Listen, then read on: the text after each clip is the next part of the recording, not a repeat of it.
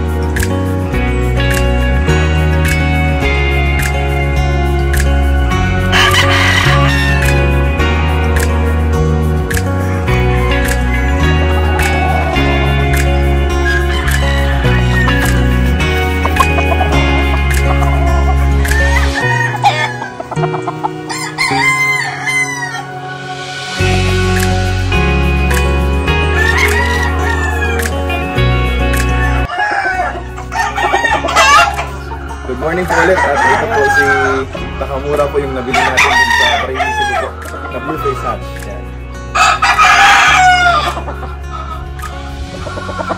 Yan. Mapula-mapula po yung mga mata niya. Yung katawan niya po, heart shape po. Tapos yung station niya is around nasa mga medium to high station.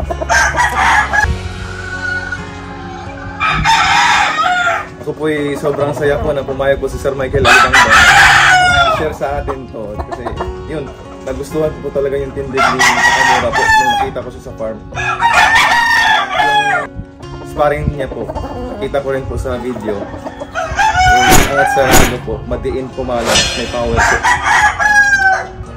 Bali yung mga blue face hatch po ni Sir Michael Alibangban po, nakuha po nila to kasama ni Sir Olin Macasero po ng Boy Macasero Game Farm.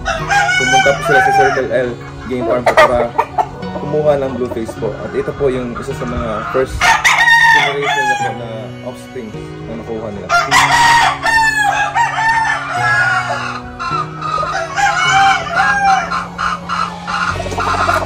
Ito po yung nagpapasalamat po kay Sir Alibangban po share ng Blueface Hatch na po. Ito.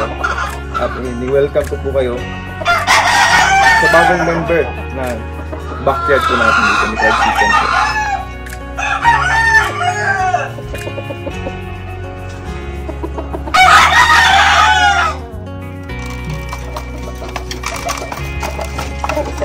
Ito po yung gagamitin natin na i-prepare kay Blueface Hatch po na si Takamura. Blueface Hatch po times Lazy Roundhead. Magkapatid po ito. Nabili ko po ito kay Sir Olin po ng Boy Macasero Game Farm.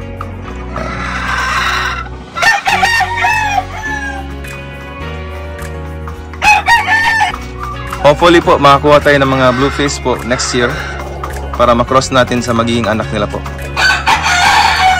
So yan po, ako po yung nagpapasalamat po ulit sa pagtangkilik ng aking channel. Ito po si Fried Chicken po, ang chicken lover po ng Cebu.